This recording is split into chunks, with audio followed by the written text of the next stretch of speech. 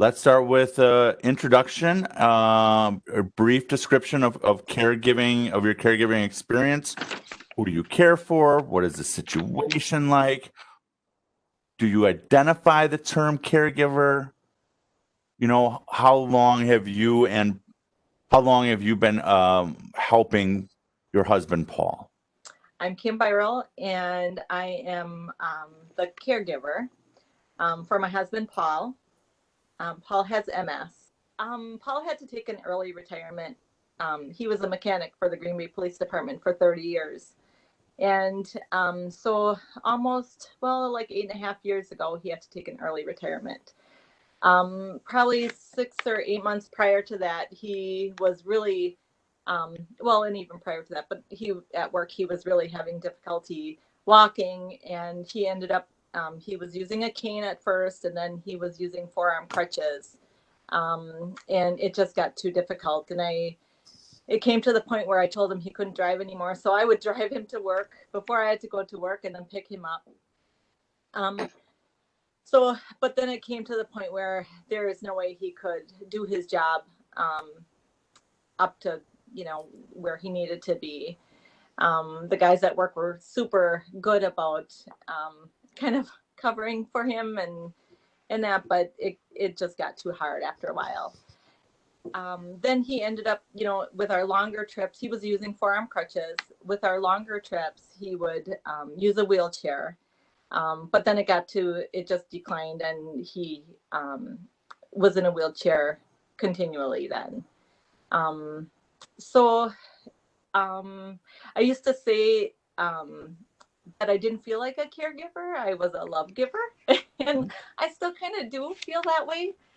Because how can you care for someone that you don't love? And so that's, we took our vows, and it was, for better or worse, for sickness and in health. And I choose to, honor those. And I always tell him that he's lucky that I love him. And he knows it. Is this something you expected? Is this how you expected it would go, or what did you learn from it? What surprised you? What things did you like? Man, I didn't expect that at all. Yeah. So I've been Paul's caregiver, basically it's been like almost 9 years. So it's been a hot minute. And as far as what to expect from a caregiver experience, you don't anticipate any of it. Really, you don't know unless you've been down that path before. So I don't think I anticipated any of it. You just deal with it on a day-to-day basis, and you get through what you need to get through. So so MS was a total surprise to both of us. I mean, when he was diagnosed, and we didn't really know anything about it. I don't look too far in the future, just because it's either too scary, or I just, honestly, I don't know what's around the corner. So we just deal with every day. What has been your greatest success as a caregiver? What has been your greatest challenge as a caregiver? I guess my greatest success is just being able to help Paul out, on the day-to-day needs. And that's a challenge too, it's both. So I guess the greatest success too would be thinking on your toes, thinking on your feet. If you come up with, I mean, for God's sakes, when he falls out of his wheelchair, or, and this hasn't happened lately because he can't get up by himself any longer. But when he was able to still stand up from his wheelchair by himself, or get into his wheelchair by himself, there were times where he would fall out of it. And it's like, oh my gosh, now what? Now what do we, now we have to think, okay, hurry up and throw pillows down, or hurry up and, before he hits the ground, or, so just, just thinking on your feet, um, how can I manage, what's happening right now? So How about a challenge? What did you not see coming that you really needed to maybe get assistance for, family support, or just your own self support? mhm. What was a challenge in your caregiving with Paul?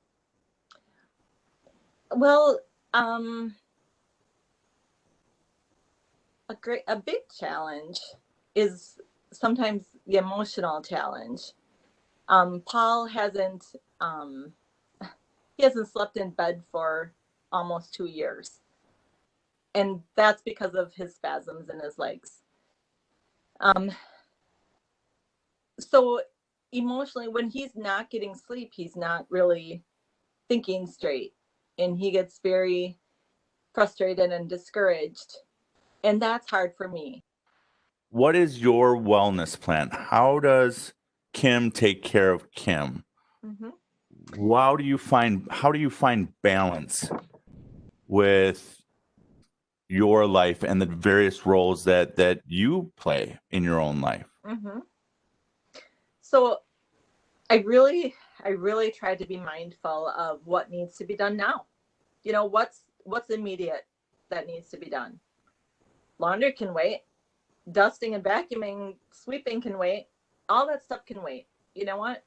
There's some things that are just a little more important to manage right now. The lawn may get a little long, but you know what? That'll get done too. You Mhm. know, um, Paul knows that my mental health calls for being creative every day, or listening to music, and I either bake or do a craft or something else, or we've watched comedies on TV, and that's really important too. That's something we can do together. But myself, um, yeah, just having some time to just be creative, and just things that I want to do. Like I said, laundry can wait, that stuff. So, um, and talking to family and friends too. I mean, that's helped my mental health a lot. Just that outlet is really super important to me. My kids will be here in a heartbeat, even though they've got lives of their own, but whenever I need them, they are here, like in an instant. Mhm. So,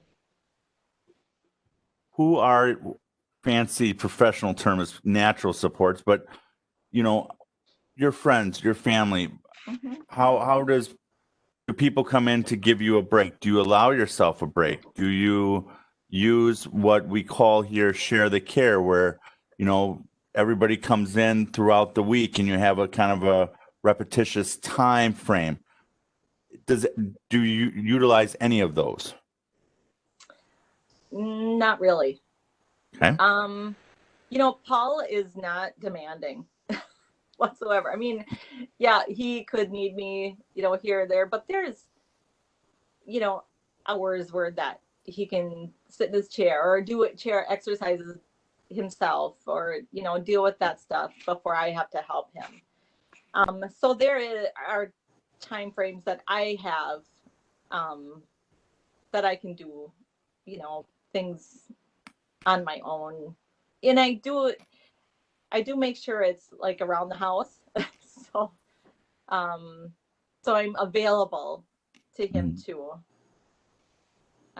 And like I said, I know if I needed um help, or someone to stay with him, I do have friends that have volunteered, and I know my kids would in a heartbeat.